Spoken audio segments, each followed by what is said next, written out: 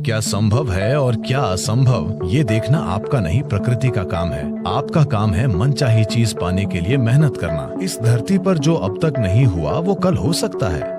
कोई काम किए बिना भी आप वो बना सकते हैं जो आप चाहते हैं। तो अगर जीवन को आपके हिसाब से चलना चाहिए तो सबसे पहले आप कैसे सोचते हैं और विचार प्रक्रिया में कितनी ऊर्जा है, इससे तय होगा कि क्या आपका विचार एक सच्चाई बनेगा या सिर्फ एक विचार रहेगा।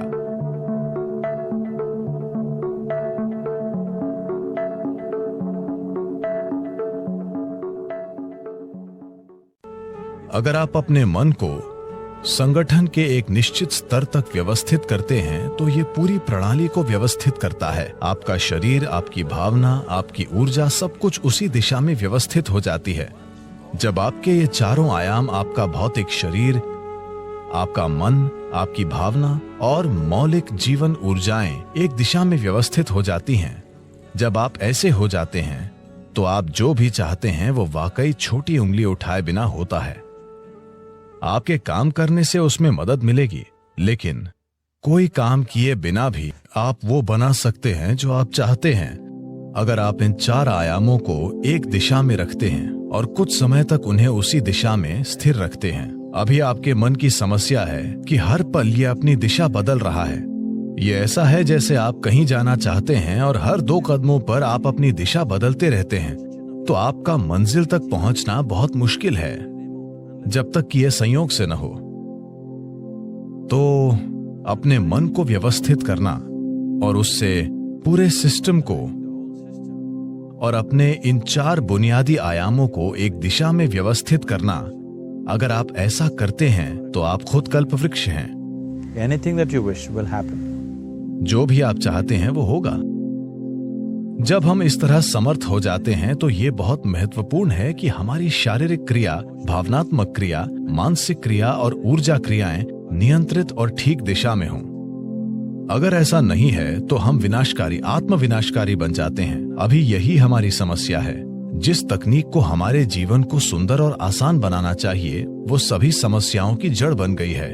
तो मन को व्यवस्थित करने का बुनियादी मतलब है चीजों को विवशता से करने के बजाय जागरूक होकर करना। आपने ऐसे लोगों के बारे में सुना होगा जो कुछ मांगते हैं और सभी उम्मीदों से परे वो उनके लिए सच हो जाता है। आमतौर पर ऐसा उनके साथ होता है जो श्रद्धा रखते हैं। मान लीजिए आप घर बनाना चाहते हैं।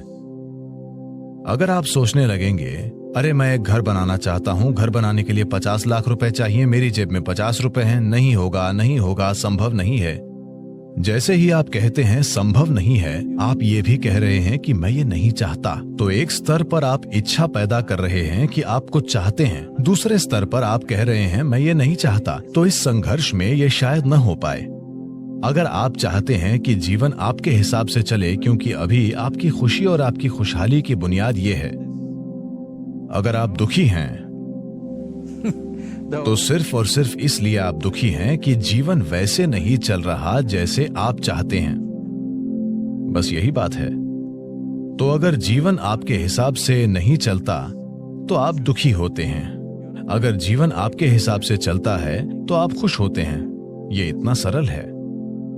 तो अगर जीवन को आपके हिसाब से चलना चाहिए तो सबसे पहले आप कैसे सोचते हैं, आपकी सोच में कितना फोकस है, आपके विचार में कितनी स्थिरता है और विचार प्रक्रिया में कितनी ऊर्जा है, इससे तय होगा कि क्या आपका विचार एक सच्चाई बनेगा या सिर्फ एक विचार रहेगा। ये इससे भी तय होगा कि आप उल्टे विचार बनाकर उस विचार के लिए रुकावट नहीं पैदा करते।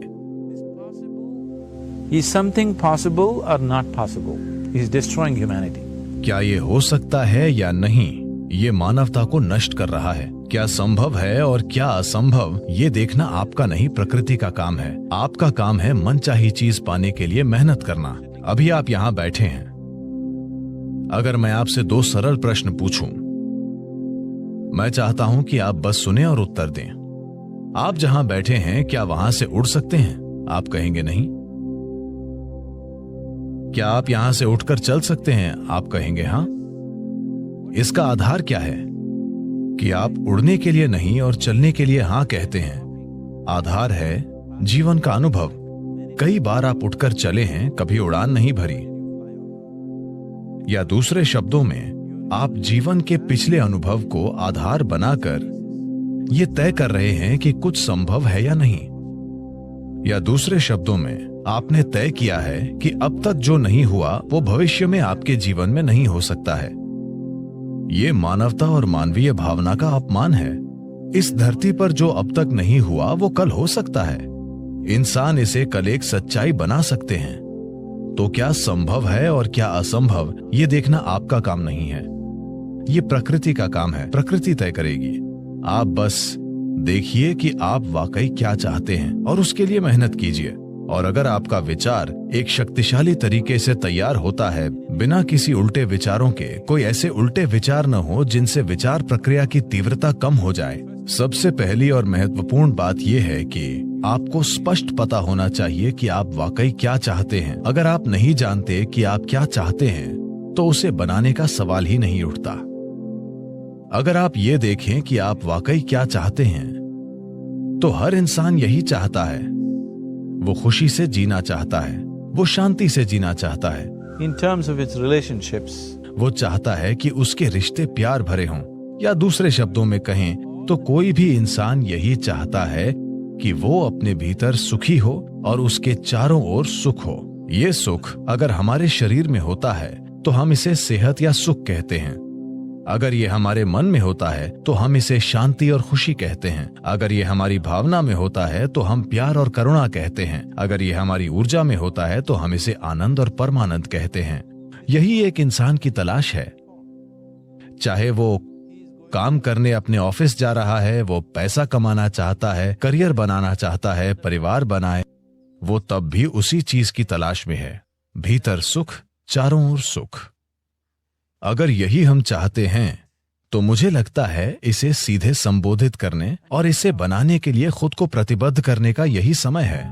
अगर आप खुद को कुछ वाकई अच्छा बनाने के लिए प्रतिबद्ध करते हैं तो आपका मन व्यवस्थित हो जाता है। जब आपका मन व्यवस्थित हो जाता है तो आपकी भावना व्यवस्थित हो जाएगी। भावना का संबंध विचार से है। जब आपका विचार और भावना संगठित हो जाती हैं तो आपकी ऊर्जाएं उसी दिशा में व्यवस्थित हो जाएंगी। जब आपके विचार, भावना और ऊर्जा व्यवस्थित हो जाएंगे तो आपका शरीर व्यवस्थित हो जाएगा। जब ये चारों एक दिशा में व्यवस्थित हो जाते हैं तो आप में मनचाही चीज बनाने और प्रकट करने की जबरदस्त क्षमता होगी। आप कई मायनों में ईश्वर होंगे।